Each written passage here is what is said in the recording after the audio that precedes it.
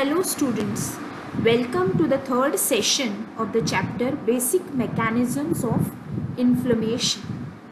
In the present session, we are going to understand about the different types of mediators that are involved in inflammation, and we are going to study the functions of these mediators. Now if we talk about acute inflammation, then in that case, the outcome of an acute inflammation could be resolution, which means the tissue is restored back to normal. Second possibility is healing by scare, which means that it will get healed, but the tissue that is going to replace the original tissue will not be the same. There will be a scare which will be seen at the site of injury. And the third is that the healing process might not occur and it might progress to something called as chronic inflammation. Now, chronic inflammation is something or a wound that does not heal within 3 months. So, if a particular wound doesn't heal beyond 3 months, then in that case it is termed as a chronic wound, and in that case the inflammation which would persist would be chronic inflammation. When we talk about the chemical mediators in acute inflammation, they are of two types, that is cell derived and plasma derived. Cell derived means those which are locally synthesized by the cells that are damaged or that are undergoing inflammation or that are inflamed, and plasma derived means the ones which are synthesized in the liver. The cell derived mediators. So first let us understand what are these cell derived mediators. So they are produced locally by the cells at the site of action. They produce their response by binding to a receptor on the target cell. They act by direct enzymatic or toxic activity. So this toxic activity is towards the foreign body or towards the microbe that has intruded.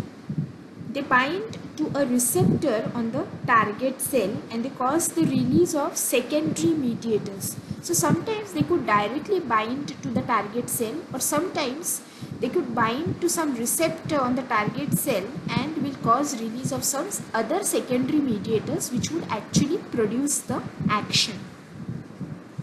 So these mediators, which are cell derived, they could either amplify response, that is they could have a stimulatory activity, or they could also oppose the response, or they could have inhibitory activity. Now cell derived mediators, they could either be stored in some intracellular granules and released only on cellular activation.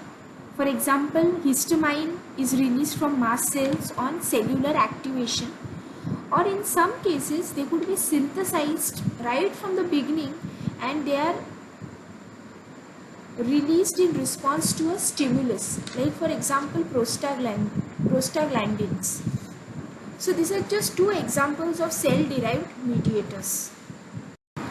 Now some additional examples of cell derived mediators include vasoactive amines, which includes histamine, serotonin, the arachidonic acid metabolites, the lysosomal components, platelet activating factors, cytokines, reactive oxygen species and nitric oxide, and neuropeptides. So one by one we will study each of them in detail. So we are starting with the first type, that is vasoactive amines. Now most of the information pertaining to mediators, if you see, is about from where they are released and what are their functions. So it is more so informative rather than involving any conceptual aspect. So these are some things which you have to remember. For example, from where it is released, what are the functions. There is nothing like mechanism or any aspect which you need to understand. So this is much more what you can say informative topic. This entire session 3 is a very informative topic wherein you need to memorize this information. So talking about vasoactive amines, this includes mediators like histamine and serotonin. Now these are derived from mast cells, platelets and basophils. Now, when you talk about the first type of vasoactive amine, that is histamine, you must remember that it is stored within the mast cells. And whenever any foreign body or microbe intrudes, the mast cell is activated. Now, this process of activation takes place by binding of IgE antibody to the Fc receptor, which is present on the surface of the mast cells. Now, this triggers some kind of a reaction. Okay? This causes the release of histamine from the mast cell. Now, the release of histamine is also stimulated by certain components, like for example leukocyte derived histamine releasing proteins, some neuropeptides like for example substance P, some cytokines like for example interleukin 1 and interleukin 8, some kind of complement components like C3A, C5A, lysosomal proteins which are released from neutrophils. So basically these are all chemokines which are released and which stimulate the release of histamine. So now what exactly are the functions of this histamine? So first of all, it causes vasodilation. Now this vasodilation is prominently seen for the arterioles. So it is called arteriolar dilation. Next important thing is it increases the space between the endothelial cells of the capillary. So because of that, the capillary permeability increases. Next important role is it causes contraction of non-vascular smooth muscle. Now when you say non-vascular, that means it is not part of the blood vessel. When you say vascular smooth muscle, means smooth muscle which is part of the blood vessel. So non-vascular means not part of the blood vessel. That means in other parts of the body wherever smooth muscle is present, for example intestine. So such smooth muscles contraction takes place because of the action of histamine. Next important role is it causes eosinophil chemotaxis. That is, it directs the movement of eosinophil to the inflamed site, and it also causes stimulation of the nociceptors. Now these are specialized receptors, and it increases the sensation of pain at the site. Now this whole action of histamine is mediated through H1, H2, H3 and H4 receptors. These receptors are present in the target cell. Now serotonin is the next vasoactive amine that we are going to study. Serotonin is also known as 5-hydroxytryptamine, and this mediator is found in the mast cells, platelets in the GI tract and in the CNS. Now this also increases the vascular permeability, that is by acting or increasing the spaces between the endothelial cells. It dilates the capillaries and it also causes the contraction of non-vascular smooth muscle. So its actions are very similar to what is seen in case of histamine. The next important mediator of inflammation is the arachidonic acid. Now this is also known as, or are rather also known as, eicosanoids. They are involved in inflammation and hemostasis. Now hemostasis is one of the principal process, or the first process of wound healing. Next is the arachidonic acid. They are short range hormones that act locally at the site of generation and decay spontaneously. So basically short range in a sense, they will act locally. They are synthesized at that site of inflammation, and on the surrounding area itself they will act, and then they will spontaneously undergo degradation.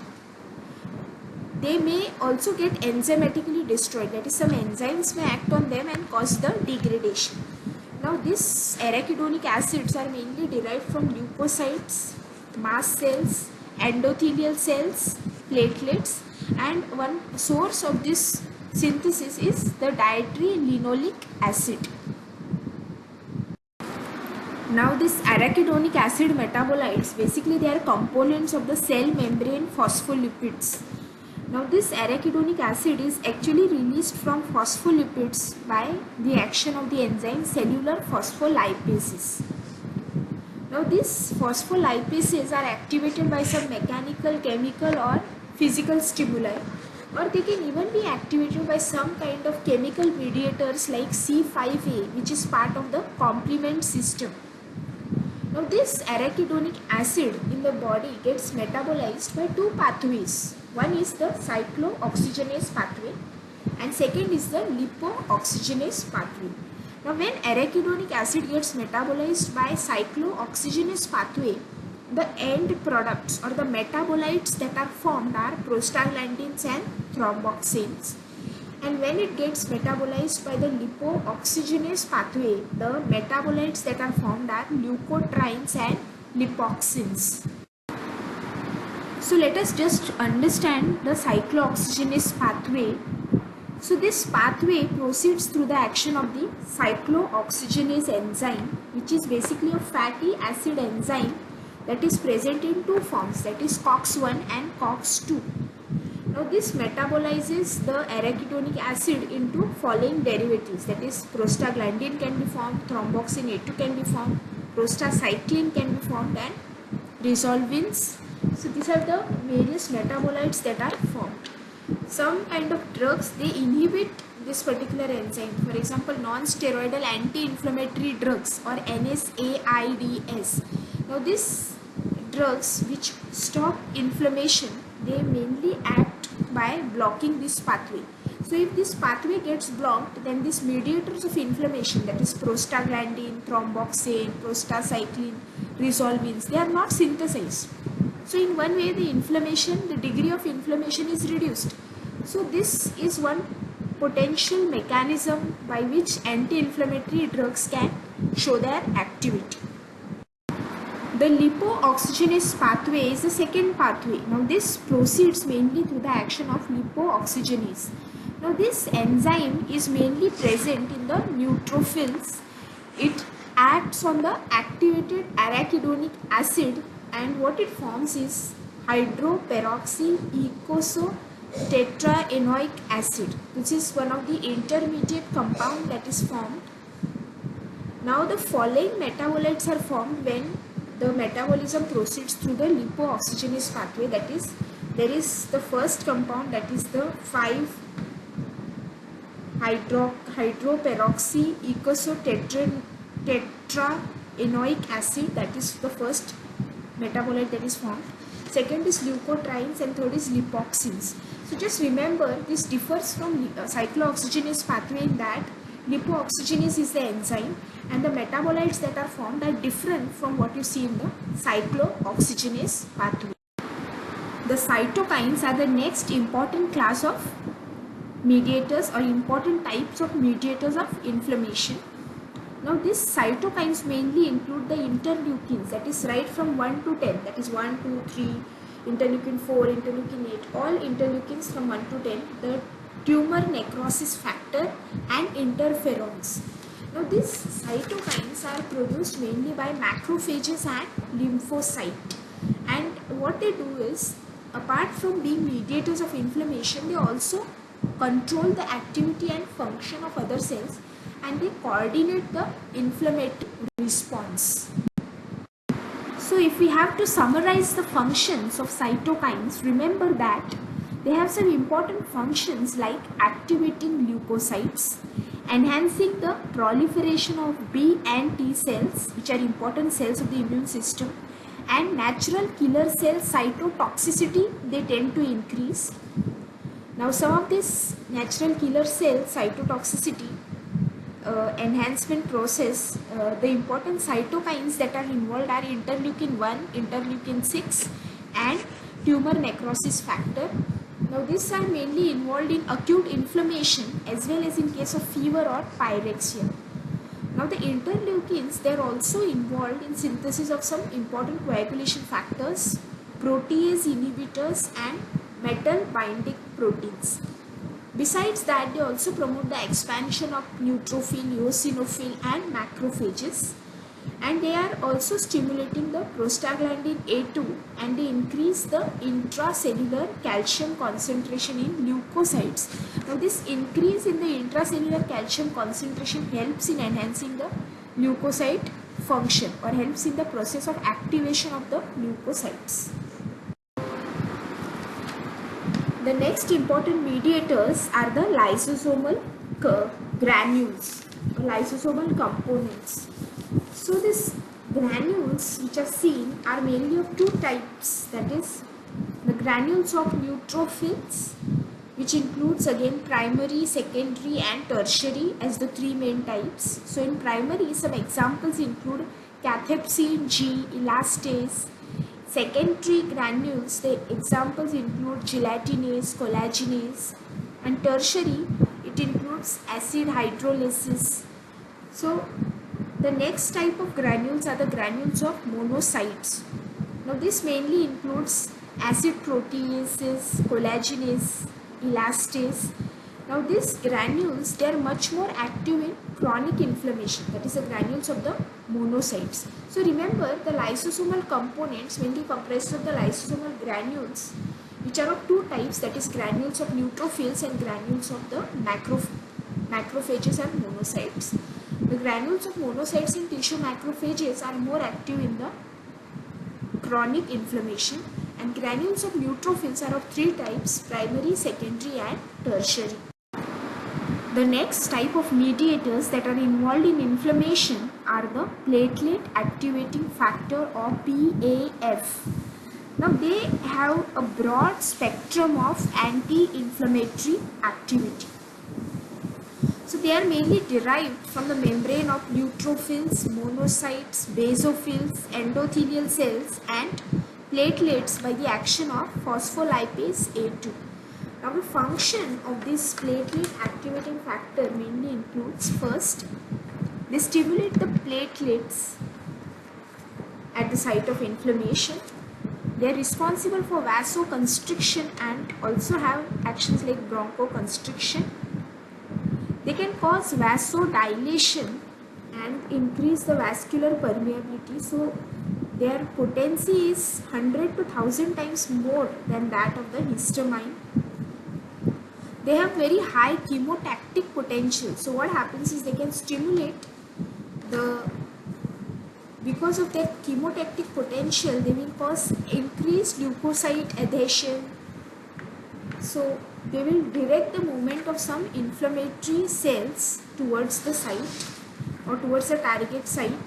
And apart from that, they also stimulate the synthesis of some other mediators of inflammation, like for example the arachidonic acid, which is also known as the eicosanoids. The next important type of mediators that we are going to learn are the reactive oxygen species. Now these are synthesized from the neutrophils and the macrophages via NADPH oxidase, and this synthesis process takes place with the help of either the microbes, cytokines or the immune complexes. Now what these reactive oxygen species do is that they destroy the microbes within the lysosomes. So once the microbe is engulfed, then after that, once it is inside the macrophage, then at that particular stage, this reactive oxygen species will have a role in destroying that microbe. They also cause or increase the chemokine, cytokine and adhesion molecule expression. So they also stimulate the release of other mediators of inflammation. So in one way, by stimulating this other mediators, they amplify the inflammatory response. So they tend to increase the inflammation. Now remember that this reactive oxygen species, they can actually damage the tissue through various mechanisms like increasing the permeability of the cells through endothelial damage. They can also cause protease activation, and they can also cause a breakdown of the extracellular matrix and may also cause direct injury to the cells. There are some kind of enzymes which tend to inhibit the action of reactive oxygen species, for example catalase. So they are protective against the damage that is done by reactive oxygen species. So in many diseases, antioxidants have been found to be very useful because they tend to reduce this reactive oxygen species which tend to cause damage to the cell or to different tissues. The next important mediator that we are going to learn is nitric oxide. Now nitric oxide, we all know, has a role of vasodilation. It tends to dilate, but it also has a role in inflammation. It it is basically short-lived, it is soluble, and it's a free radical gas. Now this free radical gas is formed by activated macrophages when there is oxidation of the arginine by action of an enzyme called nitric oxide synthase. So this, by the action of this enzyme nitric oxide synthase, nitric oxide is produced. Now this nitric oxide also has many important roles in inflammation. This include the relaxation of the vascular smooth muscle. There is antagonism of all stages of platelet activation. There is also some reduction in the leukocyte recruitment at the inflammatory sites. It also acts as a microbicidal agent, that is, it tends to kill the microbes in the activated macrophages. So while it is involved or an important mediator in inflammation, it also has some microbicidal action, which is very significant aspect as far as this entire contribution in anti-inflammatory response is concerned. Now the next most important type of mediators of inflammation are the neuropeptides. Now neuropeptide, they initiate the inflammatory response, and examples of some of these neuropeptides are substance P. Now these neuropeptides are also said to have some role in the pain that you see in case of angina.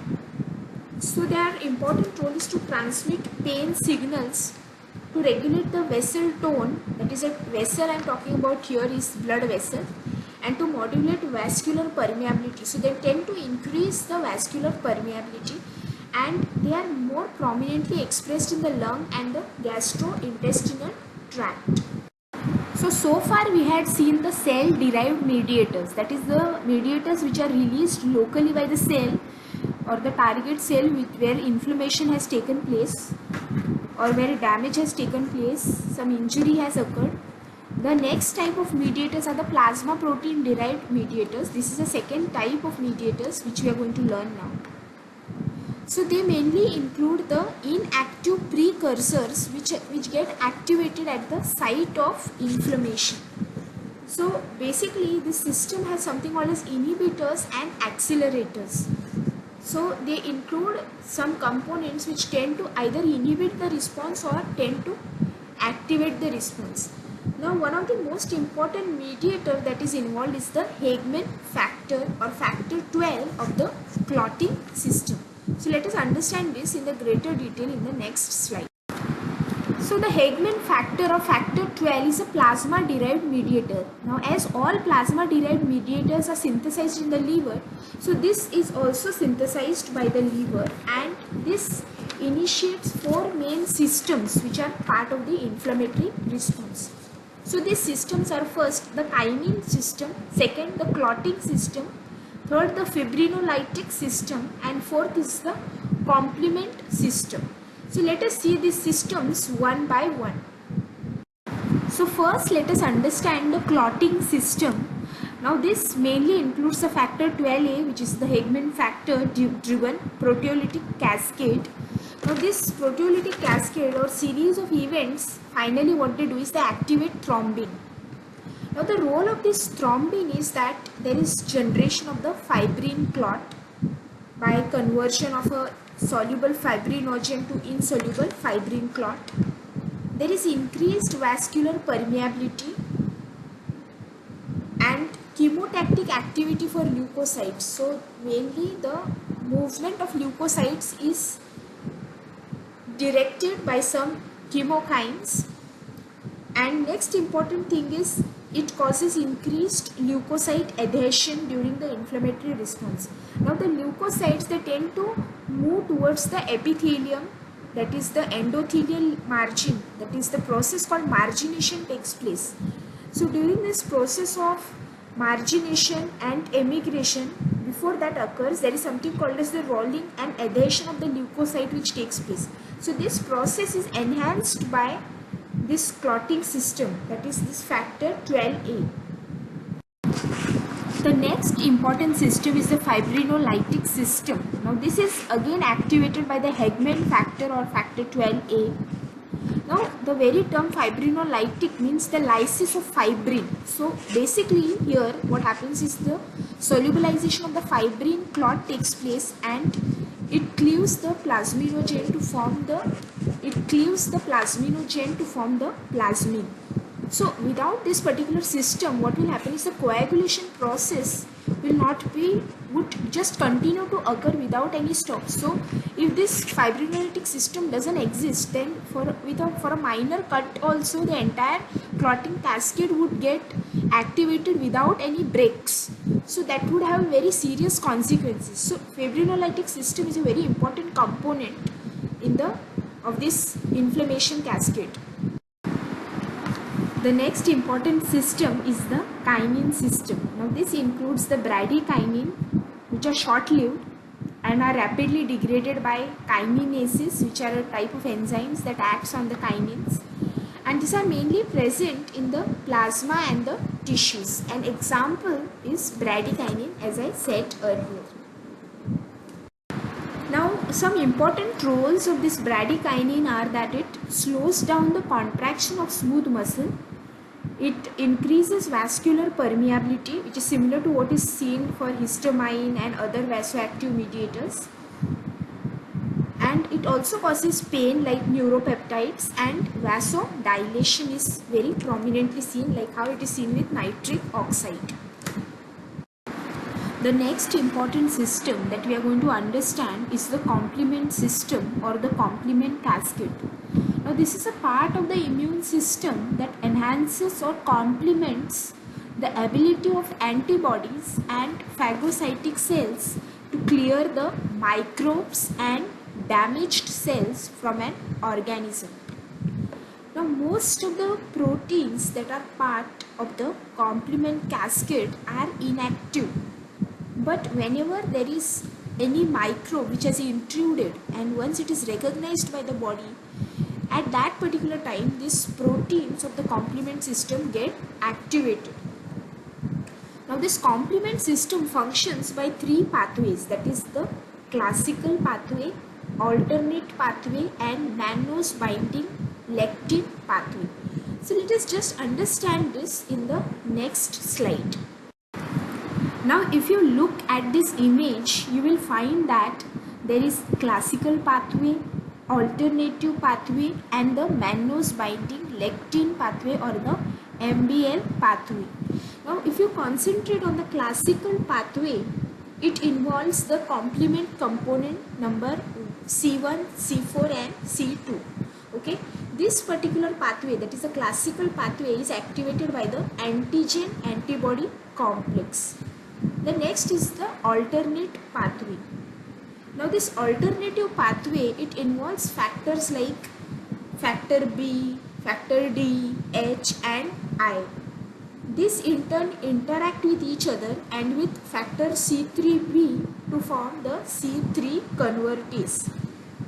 Now this C3b can activate more C3, and hence this pathway, that is the alternate pathway, is also called as the amplification loop. The third pathway is the mannose binding lectin pathway. Now this is activated by the binding of the mannose binding lectin, which is the MBL, to the mannose residues which are present on the surface of the bacteria. Now this in turn activates the mannose binding lectin associated serine proteases, which is also written as MASP1, that is serine proteases 1, and serine proteases 2, that is MASP2. Now the next pathway, the fourth pathway in the image, is the lytic pathway. If you look below, now this is initiated by the splitting of the C5. So here in the lytic pathway, just focus here at the bottom, you see C5 that is split, and it is split into C5b, and this C5b, it combines with C6, C7, C8 and C9, and together they combine to form something called as a membrane attack complex or MAC. Now this membrane attack complex, it binds to the outer surface of the bacteria and causes the lysis of the bacteria. So in this way the lytic pathway helps in degradation of the bacteria. If you look at the three pathways, that is a classical pathway, alternative pathway and mannose binding lectin pathway, you will find that a common outcome for all the three pathways is there is activation of C3. Now this C3 is further cleaved into C3b. Now this C3b acts as an opsonine.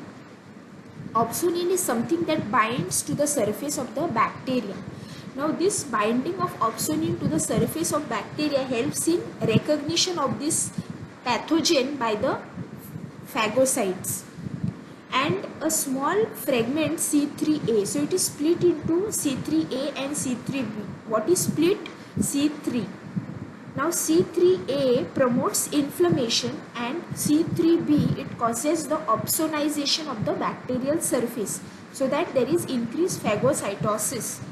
Next is this activated C3, it can trigger the lytic pathway. As we just summarized, lytic pathway causes the activation of C5 to C5b, which combines with C6, C7, C8 and C9 to form the membrane attack complex, which destroys the bacteria by lysis. So this is the overall mechanism by which the complement system contributes to the process of inflammation.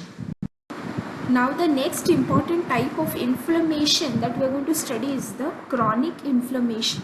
Now this is of a prolonged duration, that is it can last from several weeks to years, and this is characterized by presence of angiogenesis, that is there is growth of number of blood vessels or number of capillary vascular loops that are getting formed. There is mononuclear cell infiltration, that is mainly through macrophages, lymphocytes and plasma cells. And there is fibrosis, that means the area that is affected, there is scarring which takes place. Now if you see the types of chronic inflammation, you will find that it is of two types, that is non-specific proliferative and granulomatous. So this non-specific proliferative phase is characterized by presence of some non-specific granulation tissue. Now this particular tissue is formed by infiltration and proliferation of the fibroblast, connective tissue and vessels. So there is angiogenesis which is seen here. So non-specific proliferative, the word itself indicates there is proliferation. The proliferation of what takes place? Fibroblast, connective tissue and blood vessels.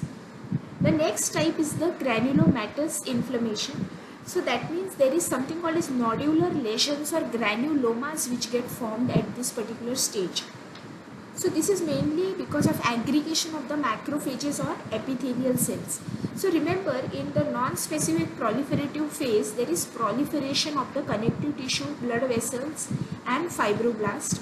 In the granulomatous inflammation, there is aggregation of activated macrophages and epithelial cells. So just remember this basic difference to remember the two types of chronic inflammation. Now, like how we had mediators in acute inflammation, similarly we have mediators in chronic inflammation. So these mediators of chronic inflammation are, we have macrophages, lymphocytes, plasma cells, eosinophils and mast cells. So in brief, we will just see the role of each of these mediators. Now the macrophages, they are the most dominant cells of the chronic inflammation and they are derived from the blood monocytes. They are an important part of the reticuloendothelial system, which is part of the liver. Okay. So they are also known as the mononuclear phagocyte because they are an important cells as far as the process of phagocytosis is concerned. They are present in liver, that is they are also known as Kupffer cells, that is part of the reticuloendothelial system.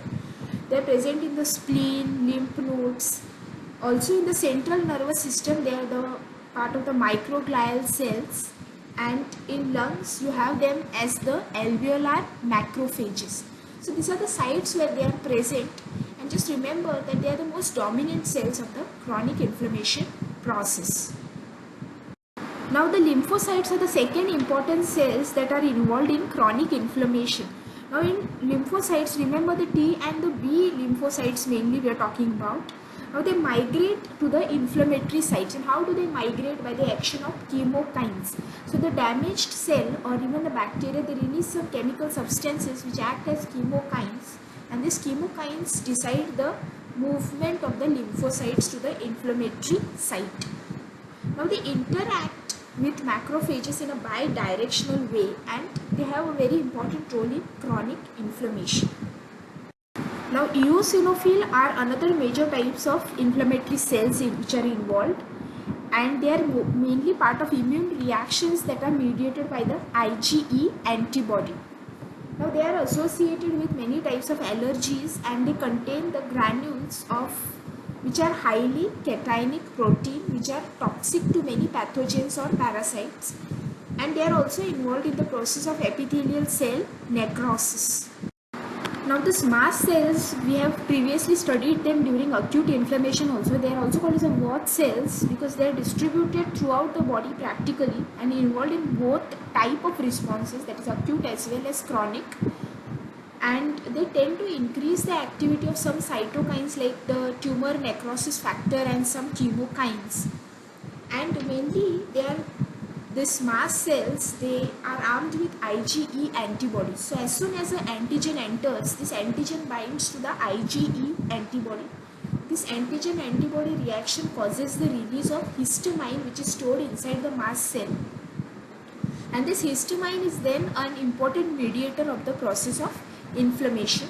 Also, what is important to remember is that they are also important cells in the process of anaphylactic shock. When we talk about the chronic inflammation, it could have some really serious consequences. So some of the systemic effects of chronic inflammation are fever. It can cause fever, and it can also cause different types of anemia of varying degree, in a sense of varying severity. It can cause leukocytosis.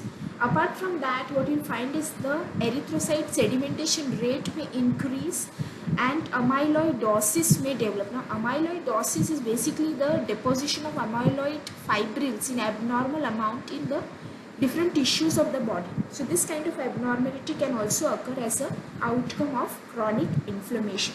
So that's all about the mediators of inflammation. Next session we learn about the principles of wound healing.